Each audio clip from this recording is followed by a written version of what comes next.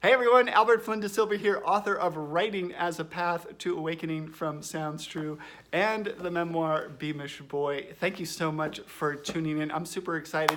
It is the early part of the week. It is Tuesday. And welcome to this format, my vlog format. This is intended as a weekly message, straight talk on creativity and spirituality. Last week we talked about courage and cultivating courage on the creative path, on the spiritual path. And today I wanted to talk a little bit about anxiety.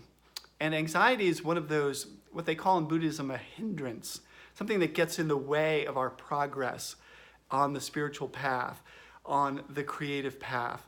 And so how do we manage anxiety? How do we manage some of these hindrances? Not to avoid them and to push them away or reject them, but to realize that they're part of what makes us human. If you experience anxiety, there's nothing wrong with you.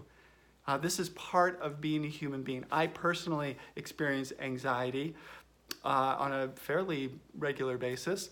But the thing is, it doesn't hang me up. It doesn't rule my life. It's just sort of there, something to witness, to work with.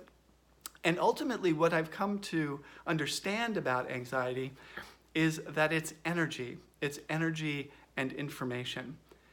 And so can I sit with that energy and information? Can I question some of the beliefs and the ideas, the story around some of the thoughts that are related to the anxiety or that inspire the anxiety? What's churning in my heart, mind, and body as I'm going through this experience of nervousness, anxiety, agitation, etc., and all the things that relate to that. So mindfulness is a very, very powerful practice. I want to give you at least 3 ways that I've managed to work with anxiety in a very helpful way that's helped me kind of progress to this next level of productivity in regards to spirituality, growth, creativity, etc. And so I want to offer this to you as some ways to just think about working with this energy. And this could be, the energy of anxiety is one energy. It could be the energy of anger. It could be the energy of fear. It could be the energy of sadness. And these energies, these internal energies are working on different levels.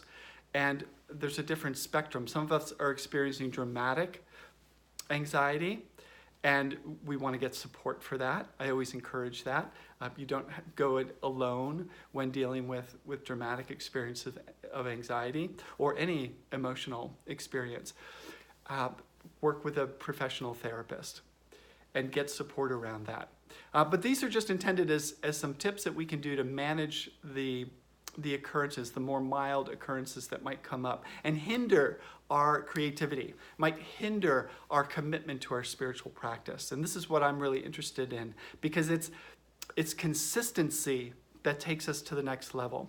And oftentimes something like anxiety can get in the way, can thwart a commitment and a regular consistency to practice, whether that's in writing, whether that's in dance, whether that's in music, whether that's in just getting to the cushion every day and showing up for your practice. And so here's 3 ways that I deal with managing anxiety. And the first one, of course, is mindfulness, of just being present, of taking time to sit with these feelings and these sensations and these emotions and these ideas. And just to breathe into the body, breathe into the lower belly. It can be very helpful to ground. Now, if it's difficult to sit still, which it sometimes is when you're feeling anxious, then you can do this in a standing position. You can do this in a walking position. To just take a few deep breaths in through the nose and exhale out through the mouth. And when you're taking in those deep breaths, feel those breaths deep down in your belly, as low down in your belly as you possibly can breathe.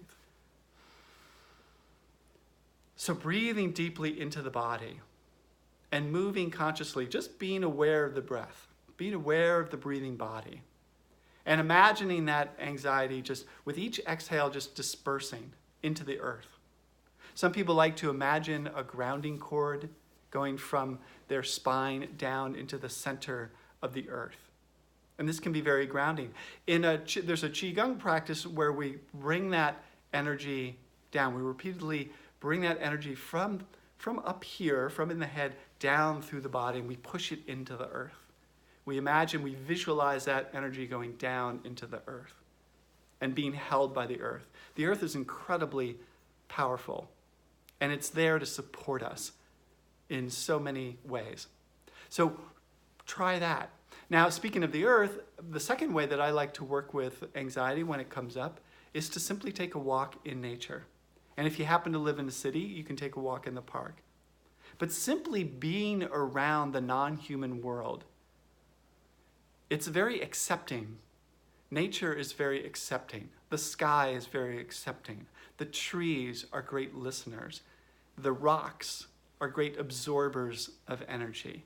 And so when we have anxious energy, we can ask the earth, we can talk to the trees. I know it sounds a little silly, but we can communicate with nature in that way and ask for their support. Ask them to hold some of this anxious energy for us.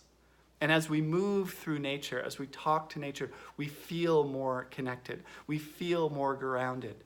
And as we're walking in nature, we can really bring our awareness and our attention to our feet, to the simple act of walking with no destination. And just try this. Check in for yourself to see if this is helpful and this is grounding. I just know from my own experience, it's incredibly powerful and incredibly helpful. So walks in nature, very powerful, second thing to do. The third thing to do is some kind of conscious movement, whatever that means. It could be Qigong. It could be yoga, conscious movement, conscious stretching.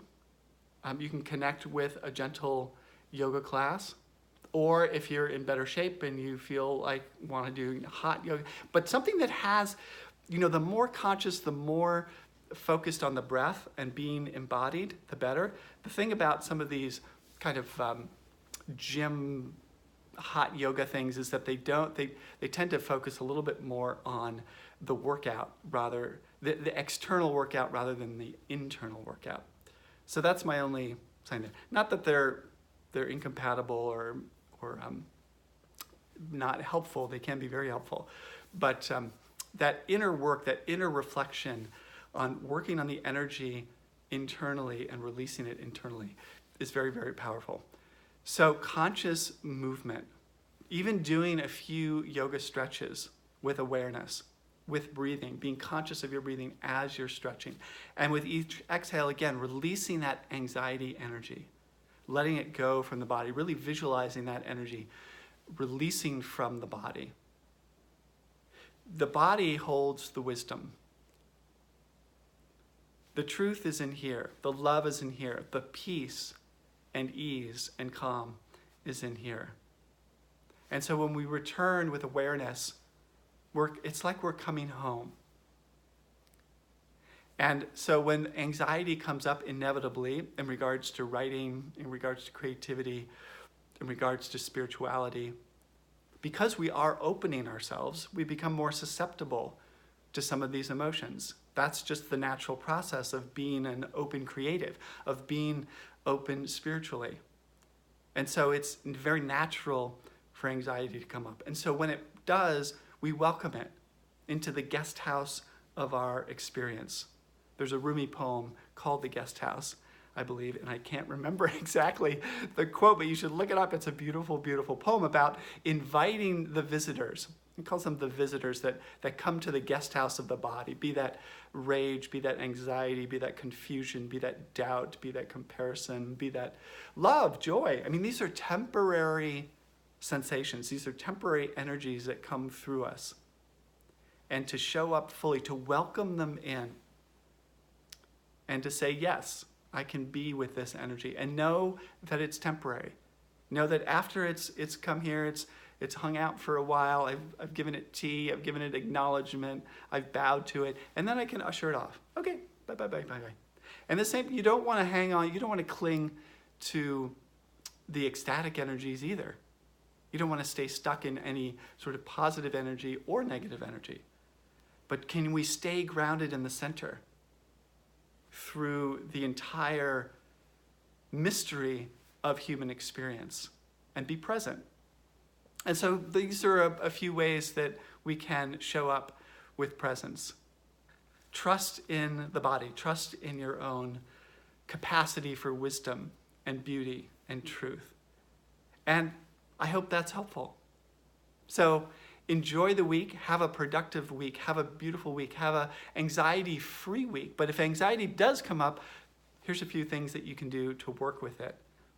Thank you so much always for tuning in. Until next time, live well, love well, and write well. And we'll talk soon. Be well.